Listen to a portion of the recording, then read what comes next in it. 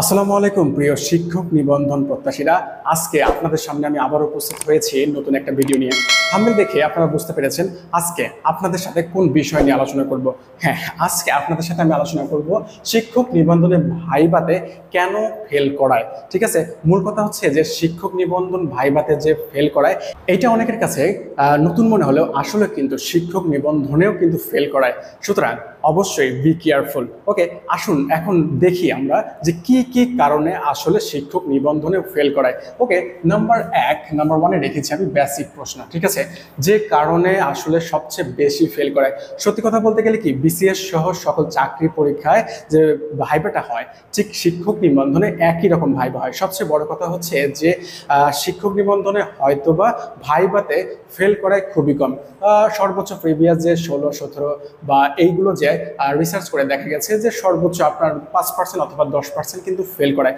আসলে সত্যি কথা বলতে কোন কারণে ফেল করে সেই কারণটা আজকে আমরা দেখব। ওকে, প্রথম যেটা রেখেছি সেটা হচ্ছে বেসিক প্রশ্ন না পারলে। এটা হচ্ছে সবচেয়ে বেশি কারণ। অনেকেই অনেক কথা বলতে পারে, তবে আমার কাছে মনে হয়েছে আমার যেহেতু নিজের অভিজ্ঞতা আছে, যেহেতু আমি নিজে ভাইভা দিয়ে এসেছি এবং আমার ইউনিভার্সিটির বড় ভাইদের কাছে আমি পরামর্শ নিয়েছি যারা এখন বর্তমানে এনটিআরসি এর শিক্ষক নিবন্ধনে চাকরি করছে, তাদের কাছ থেকে আমি পরামর্শ নিয়েছি এবং শুনেছি মূলত হচ্ছে কি কি কারণে ফেল করায়। তাহলে চলুন সত্য তথ্যগুলো তুলে ধরি।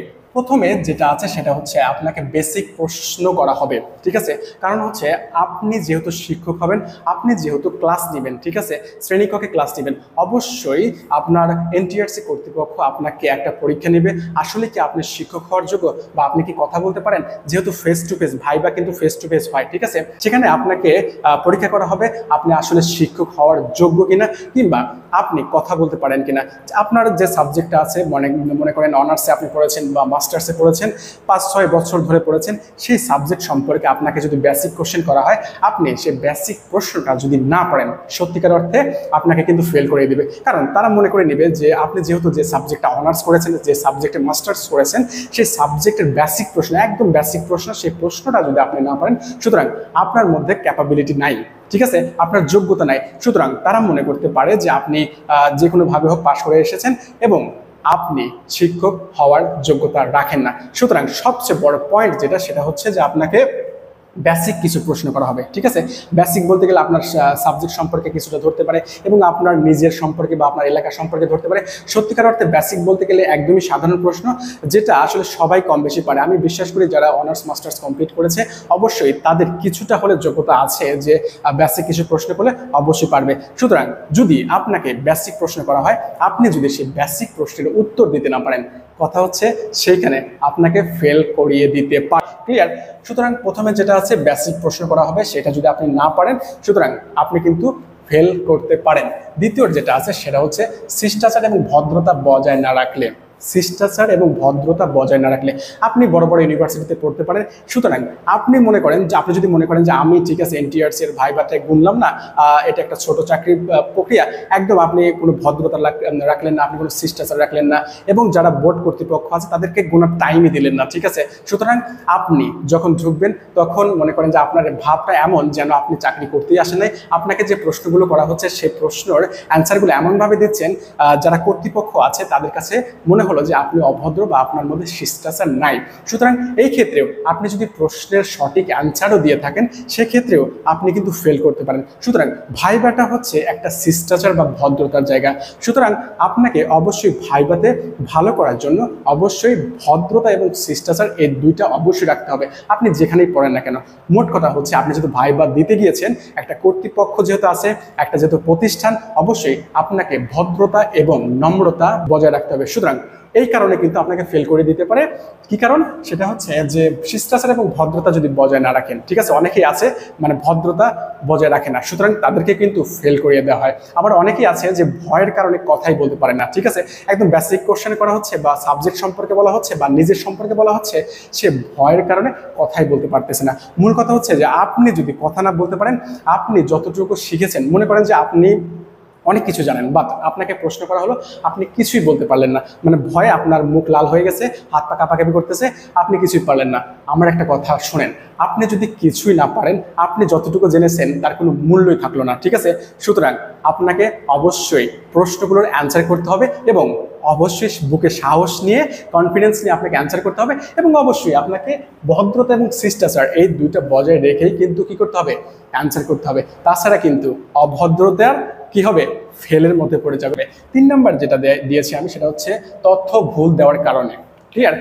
আমরা যখন আবেদন করি বা আমরা বিভিন্ন সময় বিভিন্নভাবে আবেদন করে নিজেদেরকে চালাক মনে করি, ঠিক আছে, তথ্যগুলো ভুল দেওয়ার চেষ্টা করি।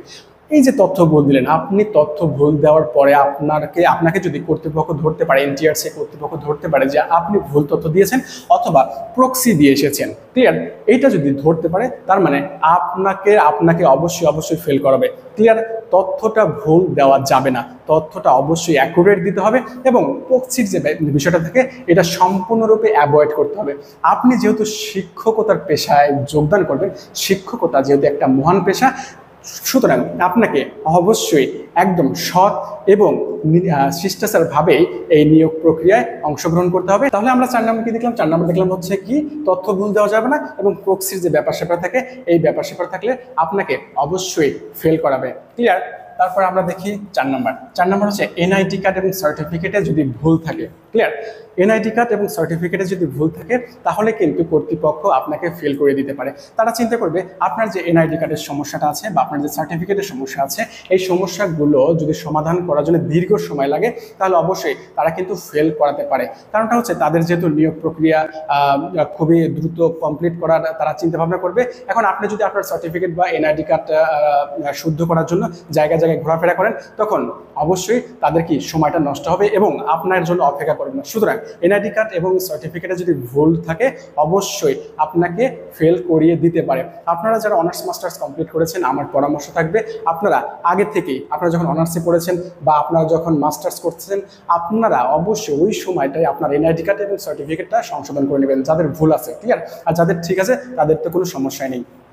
এরপরে 5 নাম্বারটা আমরা সবাই জানি যে যদি আমরা উপস্থিত না হই, অনুপস্থিত হই, ঠিক আছে, এটা আমরা সবাই জানি। যদি ভাইবা ভোটে উপস্থিত না থাকে তাহলে আমাদের ফেল করায়। ওকে, মূলত হচ্ছে যে এই 5টা কারণে আমাদেরকে মানে ভাইবা ভোটে ফেল করায়। মূলত হচ্ছে যে আপনি যদি নিজে সঠিক থাকেন এবং আপনি যদি আসলেও আপনার সাবজেক্টে অনার্স মাস্টার্স করে কিছুটা শেখেন, আপনাকে যদি প্রশ্ন করা হয় আপনি যদি হালকা পাতলা বা 40% হোক কিংবা 50% হোক এরকম যদি আনসার করতে পারেন, তাহলে অবশ্যই আমি বিশ্বাস করি আপনাকে ভাইভাতে ফেল করানো হবে না। কারণ ভাইভাতে আসলে খুব বেশি ফেল করানো হয় না, ঠিক আছে। আপনারা প্রিভিয়াসটা দেখেছেন, নিয়োগ পরীক্ষা দেখেছেন 17 কিংবা 15তে অবশ্যই আপনারা দেখেছেন, এখানে কিন্তু খুব বেশি ফেল করানো হয় না। তবে আপনাদের জন্য অবশ্যই শুভকামনা থাকবে। আপনারা অবশ্যই যেহেতু আগামী দিনের শিক্ষক, ইনশাল্লাহ আপনারা যেহেতু দেশ গড়ার কারিগর, অবশ্যই আপনারা ভালো কিছু করবেন এবং দেশের জনগণকে বা দেশের যে আগামী ভবিষ্যৎগুলো আছে, ফিউচার অফ বাংলাদেশ, তাদেরকে সঠিকভাবে গড়ে তুলবেন। অবশ্যই আপনাদের জন্য শুভকামনা থাকলো। ভালো থাকবেন। আসসালামু আলাইকুম।